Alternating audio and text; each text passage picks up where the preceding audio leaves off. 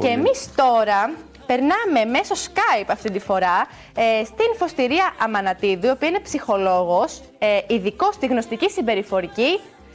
Σας έχουμε κοντά μας? Βεβαίως, καλημέρα. Καλησπέρα σας, τι κάνετε? Είμαι μια χαρά και πολύ χαίρομαι που συνδεθήκαμε τώρα για να συζητήσουμε μαζί όλα αυτά τα ωραία που ενδιαφέρουν και πολύ κόσμο. Καλά, δεν το συζητώ και αυτή θα ήταν η πρώτη μου ερώτηση. Έχετε δημιουργήσει ουσιαστικά ένα online εργαστήριο για την αντιμετώπιση του άγχους. Καλά τα λέω, έτσι? Ακριβώς, θα λέτε μια χαρά. Είναι ένα online εργαστήρι το οποίο θα γίνει στις 31 Μαρτίου και αφορά ό,τι έχει να κάνει με το άγχος και πώς μπορούμε πρακτικά με συγκεκριμένα εργαλεία να το διαχειριζόμαστε. Αγχώνεται ο κόσμος. Φαντάζομαι κάπως έτσι προέκυψε η ανάγκη να κάνετε και το συγκεκριμένο online εργαστήριο. Αγχώνεται πολύ ο κόσμος. Ακριβώς αυτό είναι, ότι η εμπειρία μου από το γραφείο έχει δείξει ότι κατά κύριο λόγο οι περισσότεροι άνθρωποι αγχώνονται και επειδή αυτό είναι κάτι που τους ταλαιπωρεί πολύ, έτσι και εγώ σκέφτηκα ότι καλό θα ήταν να είναι ένα σεμινάριο που θα μπορεί να το παρακολουθήσει και περισσότερος κόσμος και να μπορούμε να δούμε μαζί έτσι αλληλεπιδραστικά διάφορα εργαλεία που θα είναι βοηθητικά.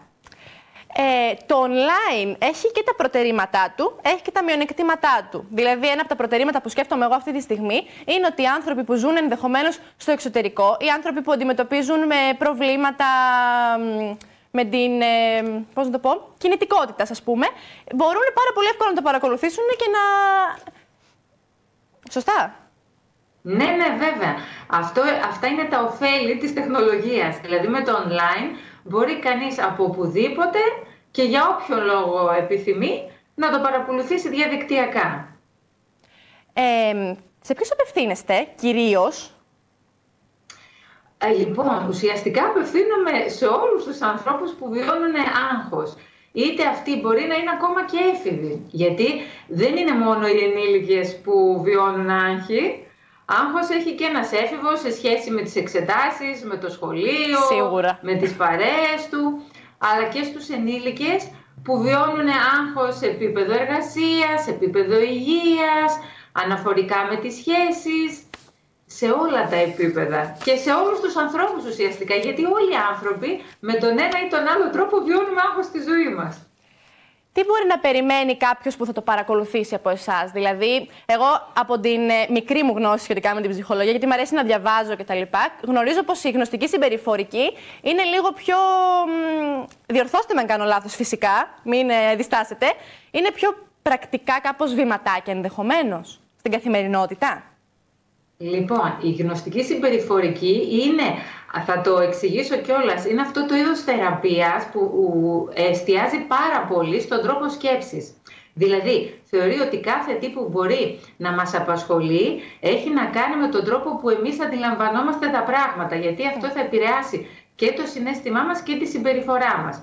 Και αν εμείς μπορέσουμε να εντοπίσουμε ποια είναι αυτά τα σημεία στη σκέψη μας που μας μπλοκάρουν, εν συνεχεία μπορούν να αλλάξουμε και το συναίσθημά μας και τη συμπεριφορά μας. Και αυτό ισχύει και για το άγχος. Γιατί πραγματικά ο τρόπος που αντιλαμβανόμαστε διάφορα πράγματα και καταστάσεις στη ζωή μας θα μας οδηγήσει στο αγχωθούμε. Αν εμείς μπορέσουμε αυτό να το δούμε διαφορετικά και να δούμε ποια είναι αυτά τα σημεία που μπλοκάρουμε στη σκέψη μας, τότε αλλάζουν.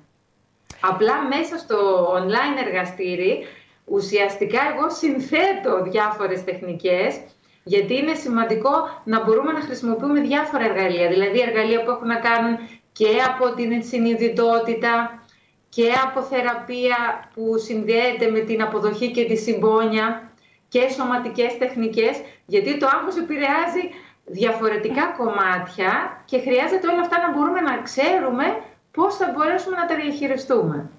Εμένα μου προκύπτει η εξής ερώτηση. Εγώ πότε θα καταλάβω, ας πούμε, σαν Αναστασία, γιατί όλοι οι άνθρωποι νομίζω ότι πλέον λίγο πολύ αγχωνόμαστε.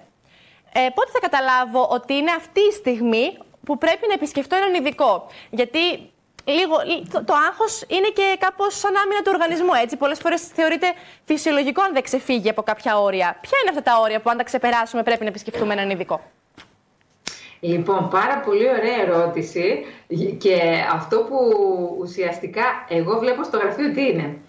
Συνήθως οι άνθρωποι έρχονται σε έναν ψυχολόγο όταν τα πράγματα είναι πάρα πολύ ζορισμένα για τους ίδιους. Δηλαδή δεν είναι ότι εντοπίζουν νιώθω λίγο μια ταχυπαλμία στην καρδιά, έχω σφίξιμο στο στομάχι, έχω τρέμουλο ή μπορεί να σκέφτομαι ότι δεν θα τα καταφέρω, μονίμως δεν προλαβαίνω, φοβάμαι ότι άλλοι θα με απορρίψουν. Ή μπορεί να βλέπω ότι αναβάλω πολλές φορές πράγματα, αποσύρωμαι, λειτουργώ πιο νευρικά, λειτουργώ πιο επιθετικά. Αυτά όλα μπορεί να είναι ενδείξεις ότι εγώ έχω άγχος στη ζωή μου. Και το πότε θα έρθει κανείς σε εμάς έχει να κάνει με το σε ποιο σημείο βρίσκεται στη ζωή του και κατά πόσο είναι λειτουργικός κανείς ή όχι. Δηλαδή συνήθως έρχονται όταν αρχίζουν να δυσλειτουργούν. Ναι. Υπάρχουν μύθοι γύρω από το άγχος που ακούτε πολλές φορές και λέτε πω τι ακούω, Παναγία μου, ή όχι? Λοιπόν, ο μύθος ποιος είναι? Επειδή τα τελευταία δεδομένα και νεότερα που υπάρχουν για τις έρευνες του άγχους είναι ότι ακριβώς αυτό που είπαμε με τη γνωστική συμπεριφορική παίζει τεράστιο ρόλο ο τρόπος που θα το σκεφτούμε. Γιατί έχουν πραγματικά αποδειχθεί σε έρευνες ότι εάν τα συμπτώματα που νιώθω εγώ, για παράδειγμα μπορεί να έχω την τάση να παίρνω παραπάνω οξυγόνο, αλλά αν το σκεφτώ αυτό το παραπάνω οξυγόνο που παίρνω εκείνη την ώρα είναι γιατί χρειάζεται ο οργανισμός μου να αντιμετωπίσει τον κίνδυνο ή την απειλή που έχω την αίσθηση εκείνη την ώρα, ότι βρίσκομαι σε μια απειλή. Ή για παράδειγμα όλο αυτό το τρέμουλο, την ένταση που βγάζει σωματικά ο οργανισμός μας, αν το δω επίσης ως έναν τρόπο δράσης, ο οργανισμός μετά και ο εγκέφαλός μας δεν θα λειτουργήσει με τρόπο αρνητικό ως προς το άγχος που νιώθουμε. Και ακόμα λένε και ότι οι αρτηρίες μας και αυτές λειτουργούν διαφορετικά. Δηλαδή ο οργανισμός μας προσλαμβάνει το άγχος όχι τόσο απειλητικά, όσο πολλές φορές μπορεί να το έχουμε στο νου μας. Και επίσης πάντα να μην ξεχνάμε ότι και το άγχος είναι και παραγωγικό. Όταν είναι σε υγιή επίπεδα, να φανταστώ. Ναι. Ακριβώς. Όταν είναι σε υγιή επίπεδα, γιατί πάντα τι λέμε, υπάρχουν αυτό που είπατε για τα όρια. Όταν έχουμε ένα λίγο άγχος που μας κινητοποιεί, που μας κάνει να δράσουμε, που γινόμαστε πιο δημιουργικοί, αυτό είναι παραγωγικό. Αλλά όταν έχουμε εκείνο το άγχος που μας ακινητοποιεί και που μας κάνει να θολώνουμε, τότε είναι που δεν μπορούμε να λειτουργήσουμε. Είστε χρόνια φαντάζομαι στον χώρο, επομένως έχετε προλάβει κάπως και τα προηγούμενα χρόνια που ενδεχομένως δεν ήταν τόσο έντονη η καθημερινότητα όσο είναι πλέον. Γιατί όσο περνάνε τα χρόνια, τουλάχιστον εγώ έτσι το βιώνω, γίνεται όλο και πιο έντονη η καθημερινότητα και πιο απαιτητική η ρυθμή. Αυτό φαντάζομαι πως επηρεάζει πάρα πολύ το άγχος.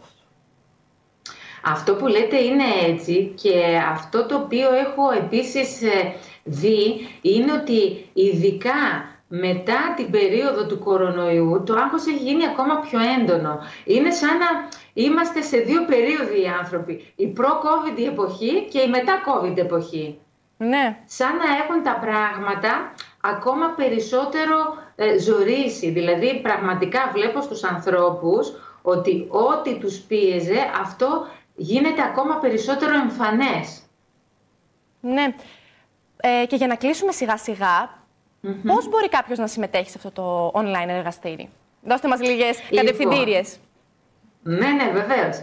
Λοιπόν, στο online εργαστήρι μπορεί κανείς να δηλώσει συμμετοχή έως 28 Μαρτίου, επειδή ακριβώς θα γίνει στις 31 Μαρτίου, και ο τρόπος που μπορεί να δηλώσει συμμετοχή είναι είτε τηλεφωνικά στα τηλέφωνα 2313 023 273 και στο κινητό 6945 17 27 14 και στο mail fostiria@amanatidou.com, όπως επίσης και μέσα από την ιστοσελίδα μου, αν μπει στο μενού και πάει εκεί που αναφέρει ψυχοεκπαίδευση εργαστήρια, και εκεί μπορεί να βρει κανείς πληροφορίες για το εργαστήριο, όπως και στη σελίδα στο Facebook αντίστοιχα πάλι μπορεί να βρει κανείς τις ανάλογες πληροφορίες. Και επίσης αυτό που θέλω να πω είναι ότι και για τους τηλεθεατές, οι δύο πρώτοι που θα πούν ότι σας είδαμε λοιπόν στην εκπομπή Τα Καθέκαστα, θα έχουν μια έκπτωση 10%. Καλά, στο κόστος του σεμιναρίου. Τέλεια. Σας ευχαριστούμε πάρα πολύ και ελπίζω να τα ξαναπούμε κάποια στιγμή. Βεβαίως, σας ευχαριστώ και εγώ για την πολύ όμορφη συζήτηση που είχαμε σήμερα και όποτε υπάρχει δυνατότητα φυσικά ξανασυζητάμε. Γεια σας, καλή σας συνέχεια.